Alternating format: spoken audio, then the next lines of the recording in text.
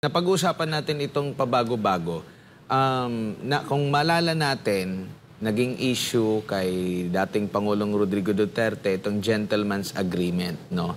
At ang bilis nakapaglabas ng pahayag mismo si Pangulong Bongbong Marcos na nakakatakyut. Ay, iba pala yung cute. Si ano pala yung cute? Si ano pala yung cute? Na natatakot siya, nakakatakot yung ano kung totoo man. Tapos pinatawag nila yung embahada ng China at talagang binagmalaki, umami na ang China. Meron niya kayong gentleman's agreement, meron kayong, ang pinapalabas pa nga nila, secret agreement. No, ngayon, biglang lumabas ang itong usapan na, ito lang, bago lang, January, akala ko nga, matagal na itong usapan nila, yung transcript. January 2024, merong naganap na usapan sa isang diplomat, Chinese diplomat, and sa hepe ng Western Command kung pagbabatayan yung inilabas na transcription. Yung inilabas na yon, hindi na proud. Hindi na proud yung ating pamahalaan na, umami na yung China. Eto, umami din yung China. Pero siguro dahil hindi akma sa kanilang naratibo, sinabihan na agad, hindi pa magkatugma. Una, hindi yan totoo. Deepfake yan. Peke yan. Kasi nagbanta na maglalabas ng audio kasi hindi nga naniwala. Yung isa naman, wiretapping yan. So kung dito sa wiretapping, parang inaamin din nila na meron din talagang ganito na usapin. Tapos meron pang pagkakataon na dinilit pala yung post ng Armed Forces of the Philippines spokesperson. So anong nakikita mo dito, Mamalo? Hindi nagkakatugma itong mga pangyayari naman. Dito naman to sa usapin sa foreign policy natin. But Admar, in all these things, the President remains quiet. That's one.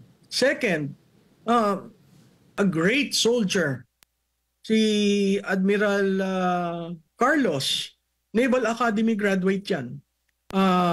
Matino sa batch nila. Suddenly filed a personal leave. And as a soldier, as a true soldier, hindi nagpa-interview. Pero, nakita mo yung resback ng klase niya. So, makita mo panic mode eh. Hindi nag-uusap ang security cluster. Mag-i-issue ka ba naman ng ganong statement na hindi mo idadaan sa DFA? Hindi ba ang diplomasya, DFA? Hindi ko maintindihan. Ako, nalulungkot rin ako kasi si Secretary Gibo Chodoro, nabantayan ko yung karir niya. Minsan nag-uusap kami nung kampanya. Hindi ko maintindihan kung ano nangyari. At yung kanilang pagka-frame ng sagot, parang kasi laki natin ng China. Parang ang punto ko doon, nagkaroon ng effort na ayusin. Nagkaroon ng effort na dalhan, 'di ba, yung resupply. Maayos. Bakit mo i-deny samantalang lahat na nangyayaring meeting diplomatically may transcript? May transcript. Kahit nga sa Senado, may transcript. Punta ka sa House, may transcript. Pumunta ka sa OP, may transcript. So paano naging wiretapping? Paano naging deepfake? Kaya nga ako ang sabi ko, sandali, huminga muna kayo. Ayusin nyo yung script dahil nagmumukha tayong katawa-tawa sa international. Na ang tingin sa atin, higante na tayo. Ayan, kasama na ang US. Pero, nung pinalabas yung transcript, naggulantang ang security cluster. And in all this, nasan si Presidente?